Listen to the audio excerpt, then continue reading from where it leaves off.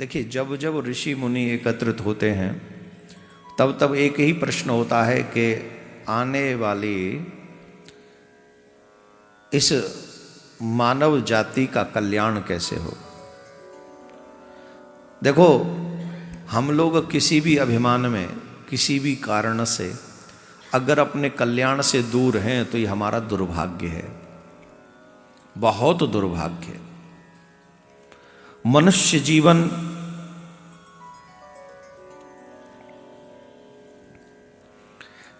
आसानी से तो नहीं मिला है, बड़ी मुश्किल से मिला है।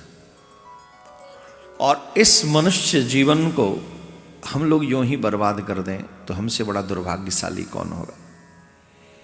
भगवान ने स्पष्ट कहा है, जो मेरा हो जाएगा वो बच जाएगा, जो मेरा हो गया उसकी सारी जिम्मेदारी मेरी है। योग क्षेम बाह्म्यहम्। तो भगवान का ये जो वचन है ये मिथ्यावादी नहीं है। भगवान सत्य प्रिय हैं, भगवान सत्य कहते हैं। भगवान कभी अगर झूठ भी बोलते हैं कृष्ण अवतार में तो सिर्फ और सिर्फ अपने भक्तों के हित के लिए बोलते हैं। वो अपने भक्तों के हित के लिए कुछ भी कर सकते हैं, क्योंकि वो भगवान है, वो भक्त वत्सल हैं, वो कृपा सिंधु है, वो दया सिंधु है, वो दया के सागर है। इस संसार में कितना भी बड़ा दयावान कोई व्यक्ति मिल जाए, कितना भी बड़ा दयावान व्यक्ति आपको मिल जाए, वो भगवान की दया के उस सागर के आगे मात्र एक बूंद भर है, उससे ज्यादा नहीं। आप सोचो, उसे दया का सागर क्यों कहते, उसे करुणा का सागर क्यों कहते, उसे प्रेम का सागर क्यों कहते। वो साधारण शब्द नहीं है, ये वो है ऐसा, यथार्थ में है वो ऐसा। अगर हमें समझ में नहीं आता तो ये हमारा दुर्भाग्य है। क्यों? क्योंकि हमारे मन की इंद्रियां इधर उधर दौड़ती।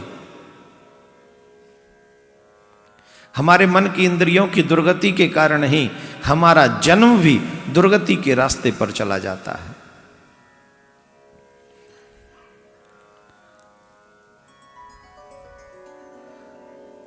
मन की दुर्गति कर्म की दुर्गति बना देती है, और कर्म की दुर्गति 84 लाख योनियों में हमारी दुर्गति करवाती है।